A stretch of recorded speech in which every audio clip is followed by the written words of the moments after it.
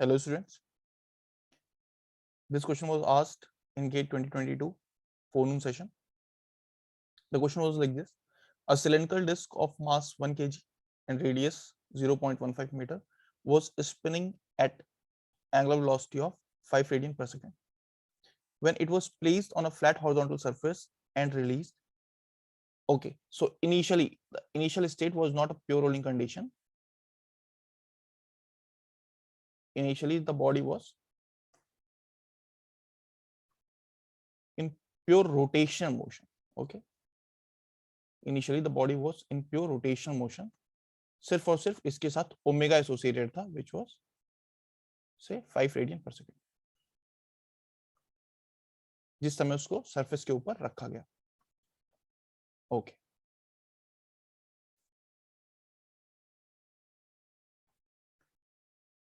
gravity G acts vertically downward as shown in figure. The coefficient of friction between the disk and the surface is finite and positive. यहाँ पर finite and positive बोलने का क्या मतलब है कि जो फ्रिक्शन है वो इस तरीके से नहीं लग सकता कि the body will immediately come into the pure rolling motion. Immediately वो प्योर रोलिंग मोशन में नहीं आएगा. यहाँ पर कुछ ना कुछ फ्रिक्शन जो है वो वर्क करेगा, यहाँ पर फ्रिक्शन लगेगा, कुछ सफिशिएंट टाइम लैप्स होगा, उसके बाद ही ऐसा होगा कि आपकी ये जो बॉडी है जो कि अभी प्योर रोटेशन में है वो फिर प्योर रोलिंग में आ जाएगी. Disregarding any other dissipation effect that due to friction between the disk and the surface, the horizontal velocity of the center of the disk, the horizontal velocity of center of disk when it starts rolling without slipping will be. Okay, so final velocity पूछ रहा है, angular velocity नहीं पूछ रहा, final velocity पूछ रहा है. आपको ये समझ में आना चाहिए कि इनिशियल कंडीशन वाज दिस और ये बॉडी मूव करते हुए कुछ टाइम तक मूव करते हुए मतलब रोल करते हुए, वंस अगेन ध्यान से सुनिए, रोल करते हुए, ना कि प्योर रोल करते हुए, रोल करते हुए ये स्टेट 1 से स्टेट 2 में पहुंचेगी.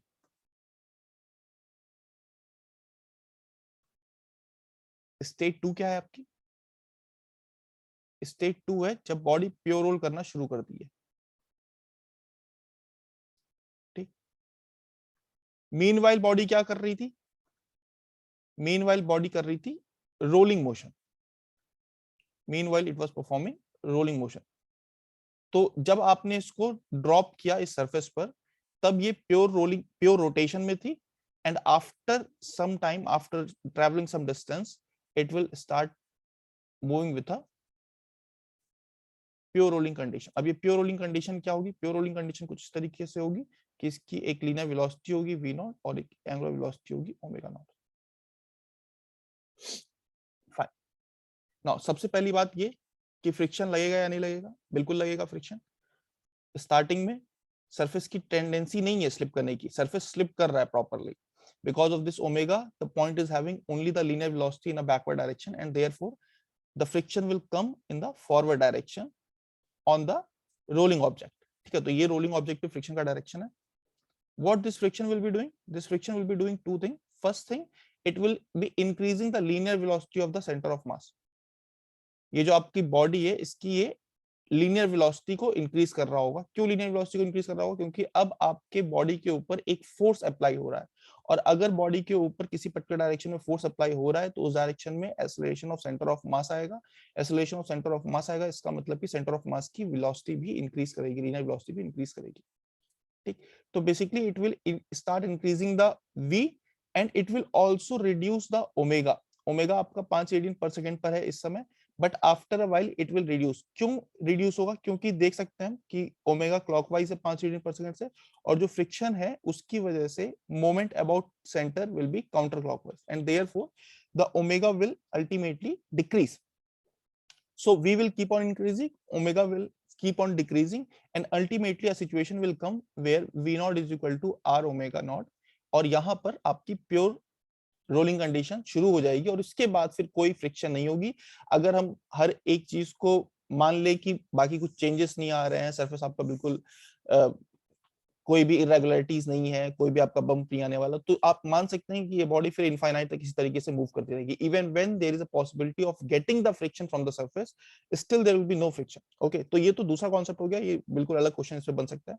बट यहाँ पर क्या कंडीशन है, यहाँ पर कंडीशन है कि जब ये बॉडी प्योर रोल करना शुरू कर दे, जब ये बॉडी प्योर रोल करना शुरू कर दे, तो वेलोसिटी की वैल्यू बताइए, ठीक है, horizontal velocity of the centre of the disc. Fine, चलिए, तो यहां पर क्या अप्लाई होगा, यहां पर अप्लाई होगा आपका conservation of angular momentum, conservation of angular momentum.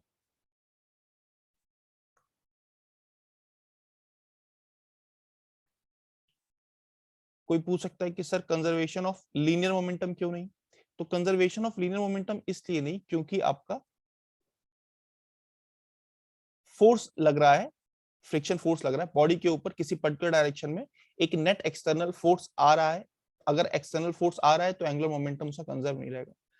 Sir energy conservation नहीं लगा सकते क्या? एनर्जी कंजर्वेशन भी नहीं लगा सकते, क्यों?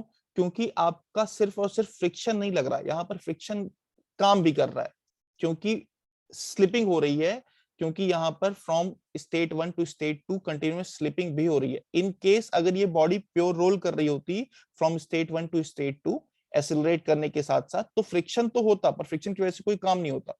बट यहां पर क्या है, यहां पर सिचुएशन डिफरेंट है, यहां पर स्लिपिंग हो रही है, कंटिन्यूअस स्लिपिंग हो रही है, तो फ्रिक्शन आपका वर्क भी कर रहा है, और अगर फ्रिक्शन आपका वर्क कर रहा है तो एनर्जी भी आपकी कंजर्व नहीं रहेगी।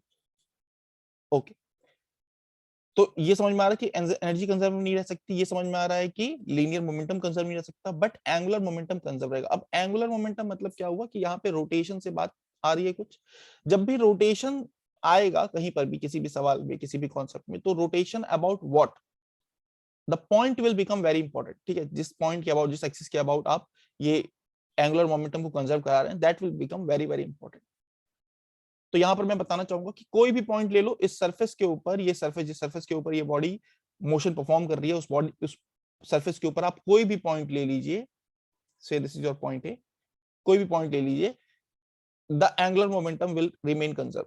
क्यों एंगुलर मोमेंटम कंजर्व रहेगा? क्योंकि देखिए किसी भी स्टेट पे अगर आप किसी भी पोजीशन पर अगर आप इसकी एफबीडी को बनाएंगे, तो एफबीडी क्या है, mg लग रहा है vertically downward, considering this body is to be rigid, n लग रहा है वर्टिकली अपवर्ड, n और mg बराबर है, और पॉइंट ए के अबाउट इनका मोमेंट आर्म सेम ही है, ठीक है, दोनों ही सेंटर से पास कर रहे हैं, पॉइंट ए के अबाउट दोनों का मोमेंट आर्म सेम है, दोनों की वैल्यू भी सेम है, तो दोनों का जो मोमेंट आएगा वो एक दूसरे को कैंसिल आउट कर देगा। बात आती है फ्रिक्शन की, तो फ्रिक्शन फोर्स तो लग रहा है, but any point on this surface, इसके अबाउट ये फ्रिक्शन यही इसी पॉइंट से पास करेगा, and therefore the moment will be zero. अगर कोई नेट मोमेंट नहीं आया बॉडी के ऊपर एक्सटर्नल फोर्सेस की वजह से, तो एंगुलर मोमेंटम बॉडी का कंजर्व रहेगा, ठीक है। इनिशियल एंगुलर मोमेंटम कितना है? इनिशियल एंगुलर मोमेंटम है आपका I into omega, I into omega. यहाँ पे आई जो है आपका वो सेंटर ऑफ मास के अबाउट है। देखो जब बॉडी मोशन कर रही है तो ये आपका स्टेट 1 है, ये आपका स्टेट 2 है। स्टेट 1 में तो बॉडी प्योर रोटेशन में है, तो आप कहीं से भी ऑब्जर्व करिए, इसकी इसका जो एंगुलर मोमेंटम है वो सिर्फ और सिर्फ आई इंटू ओमेगा ही होगा। जबकि अगर आप स्टेट 2 की बात करेंगे, तो यहाँ पर जो इसका एंगुलर मोमेंटम है वो होगा आपका I into omega not plus M V not into R. Rolling में दो मोशंस हो रहे हैं बेसिकली, अगर हम इसको डिवाइड करें, एक pure rotation about centre of mass, actual में बॉडी प्योर रोटेट करती है about the point of contact for this particular problem, ठीक है, बट यहां पर we are not solving like that, we are considering that this motion is a combination of two motion, one is pure translation motion and another one is pure rotation about the center of mass। तो I into omega, यहां पर भी I जो है वो आपका centre of mass के ही अबाउट मोमेंट ऑफ इनर्शिया है, सेंटर ऑफ मास के अबाउट ही मोमेंट ऑफ इनर्शिया है, ठीक है। So IC into omega is equal to IC into omega not plus MV naught into R. V naught आपको calculate करना है, वी नॉट की वैल्यू आर ओमेगा के बराबर भी है, तो ये देखो ये आपका हो जाएगा M R square by 2, disc की बात कर रहे हैं, into omega is equal to M R square by 2 into omega not plus M V naught is equal to R omega, R square into omega naught.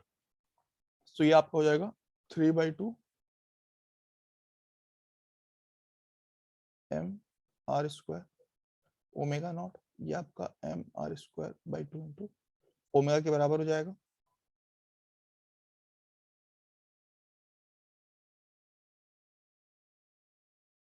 तो omega naught जो है वो आपका हो जाएगा ω/3। ठीक, कैलकुलेट क्या करना था, कैलकुलेट करना था वी नॉट, तो वी नॉट हो जाएगा आपका r into omega naught which is 0.15 into 5/3, 0.15 into 5/3, 0.25 metre per second, 0.25 metre per second. तो linear velocity when the pure rolling will start will be 0.25 meter per second. So this will be your answer. कोई भी issue इस concept में अगर आपको लगे तो बिल्कुल कमेंट बॉक्स में कमेंट करके बताइए। Thank you.